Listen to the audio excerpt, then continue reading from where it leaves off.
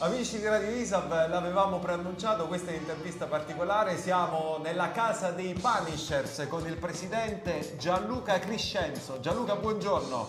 Buongiorno a te Lore, grazie di essere venuto. Grazie a voi per l'invito. Oggi è un evento particolare, però partiamo dall'inizio. Intanto presentiamo gli altri che sono qui seduti a tavola con noi. Bene, qui ho l'onore di presentarvi il nostro sergente Rocco. Buongiorno. Il nostro road capitan Pasquale e Alessio il nostro segretario. Bene, tu sei conosciuto come Johnny e non come Gianluca, quindi ti chiamerò Johnny. Gli amici mi chiamano Johnny. Allora, chi siete e che cosa fate?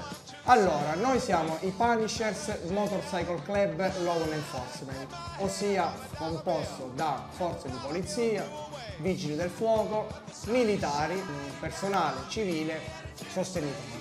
Il club nasce in America nel 1999 ormai, e più precisamente nello stato del New Jersey, diffuso ormai nella maggior parte degli stati americani, dalla West Coast fino alla East Coast, e ormai da 10 anni, a dicembre infatti avremo l'onore di andare in Sicilia a festeggiare il nostro 10° anniversario italiano della fondazione dei Punishers in Italia.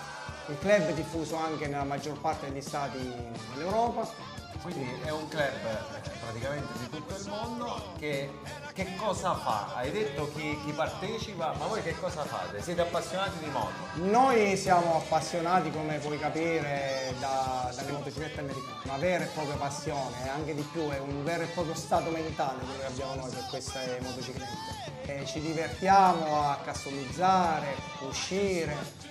Andiamo a trovare i fratelli nei vari chapter in giro per l'Italia, a volte anche in giro per l'Europa, e poi principalmente anche, a parte ci occupiamo anche del sociale, ossia principalmente di beneficenza.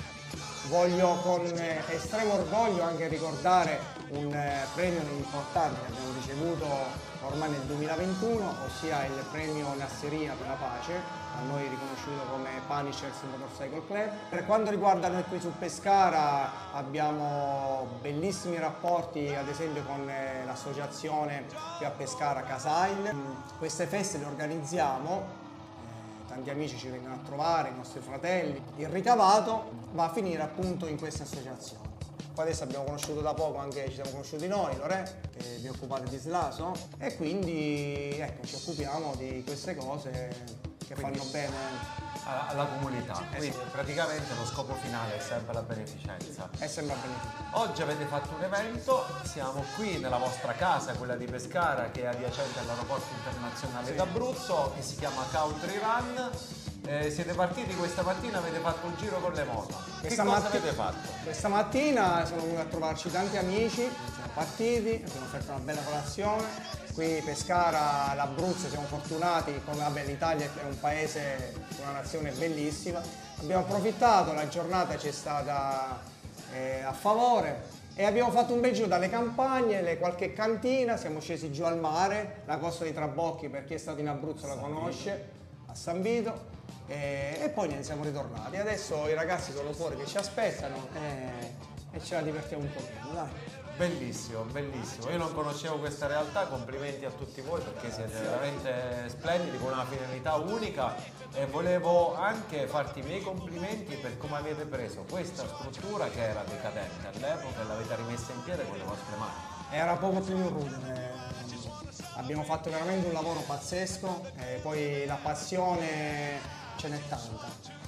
Io dico sempre la fortuna aiuta un po' gli audaci. Dopo tanto sacrificio, voglia di fare, tutto, i lavori qua non finiranno mai per vedercela proprio la clubhouse dei sogni. Però devo dire che grazie in merito a tutti i componenti del club ed amici che ci hanno anche aiutato, diciamo che abbiamo messo su una bella struttura.